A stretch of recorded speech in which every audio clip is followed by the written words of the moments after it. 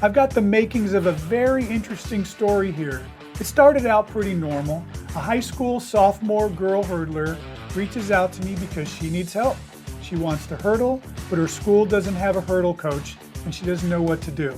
She decides to do my Ace Hurdler subscription, so we start to dialogue, and the more I learn about her, I realize this is not a normal athlete. I'm going to let you see about it, and then I'm going to come back and add some color.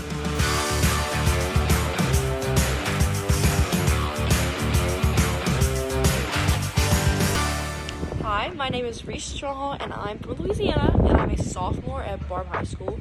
So freshman year, I ran the 4x1, the 4x2, and the 4x4, and I did that for a little bit until my coach mentioned I try out the 300-meter hurdles.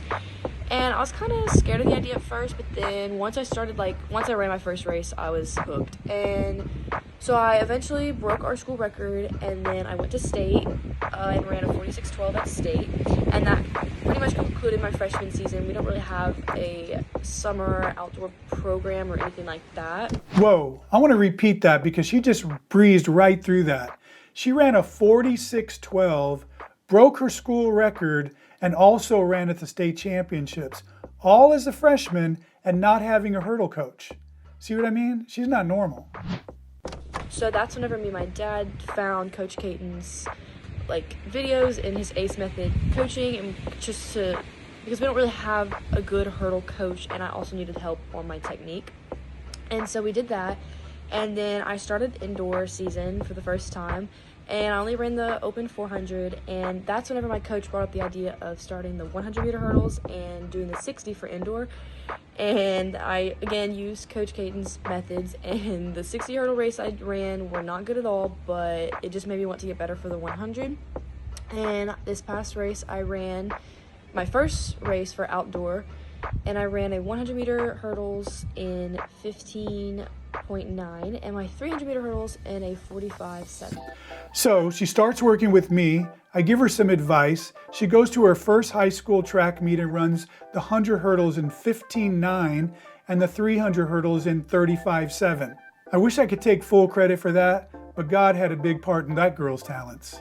For those of you that are following along with Reese so you can learn from her, let me show you what she looked like on her first practice. So you can see she was pretty typical of a lot of young hurdlers where she was running and jumping over the hurdles. So I had her go back and watch my Hurdling 101 video so she could practice running between and over the hurdles rather than jumping over them. So she did a great job of modifying her hurdle height, and it made a real big difference. Let's take a look at her first race.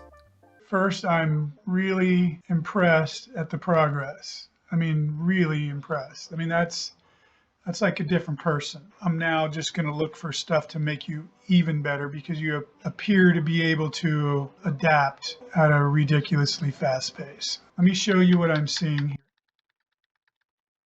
Right there, the lead leg looks good. Everything looks good, but I can already see right here in the lead leg that you have your hip twisted, like you're rotated your hip inside so that your foot is out towards the grass.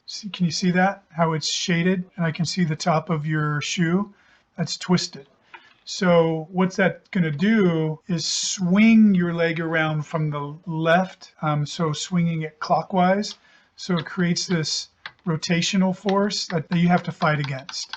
So practice your lead leg drills. Go all the way back from standing, doing a wall drill, pull it straight through, and then a standing drill, then a walking drill, then a skipping drill, then a jogging drill, really focusing on that lead leg going straight through. Let me know if you need help with that. The second thing is, look how high you are over that hurdle. I mean, your hips are probably a good 8 to 10 inches over that hurdle. It's possible that you were lower earlier in the race, but it's natural as you fatigue to subconsciously fear that you're going to hit it or land on it, so you'll jump higher than you need to because you should be touching down on the ground here, but you're not. The other thing is, at this point when you're flat-footed, this knee needs to be rotated a little bit more, and your foot should have already rotated to where it's down, and yours is still back. So you need to pull your trail leg through a fraction of a second sooner so that when it's here, it looks like somewhere between here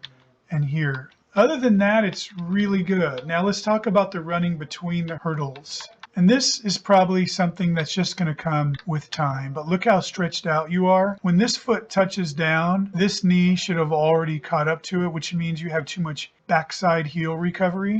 So it's too much stretching to reach the hurdle, but that's going to come with time as you get faster. So here's a reason why you definitely want to practice with your hurdles moved closer. It's so that you can practice running between the hurdles without having to stretch like this.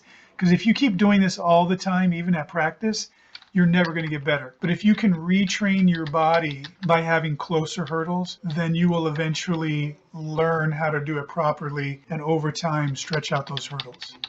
So overall, work on the lead leg, work on pulling that trail leg through sooner, and then at practice, make sure you pinch those hurdles together so you can practice running on your toes, turning over your legs fast, and that'll help a lot.